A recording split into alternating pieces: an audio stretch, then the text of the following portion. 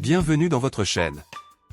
Aujourd'hui, on va se pencher sur une fonction mathématique particulière, f de x égale 1 sur x moins 1, log de 1 plus 1 sur x.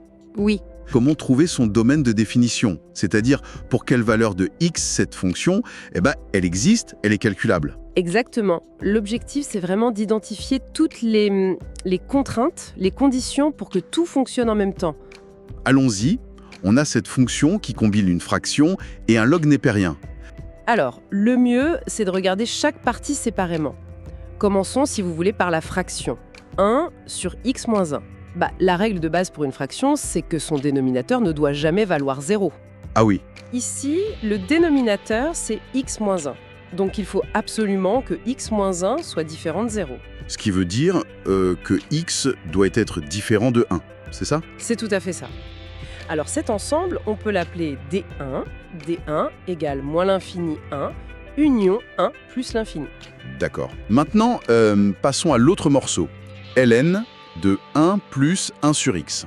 Quelles sont ses exigences à lui? Alors pour le logarithme népérien, la fonction lny, elle n'est définie que si son argument, ce qu'il y a à l'intérieur, est strictement positif. Donc la condition impérative, c'est 1 plus 1 sur x supérieur à 0.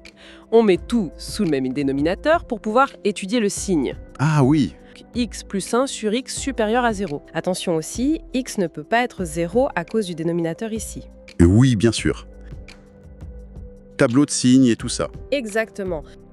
Appelons-le D2. On a D2 égale moins l'infini moins 1, union 0 plus l'infini. D'accord. On fait maintenant pour trouver le domaine final de la fonction f de x.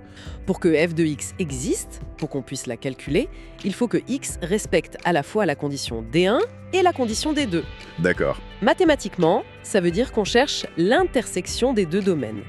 df égale D1 inter D2. Ok, alors prenons les morceaux de D2. D'abord, moins l'infini moins 1. Est-ce que 1 est là-dedans? Non, pas du tout. Maintenant, l'autre morceau de D2, c'est 0 plus l'infini.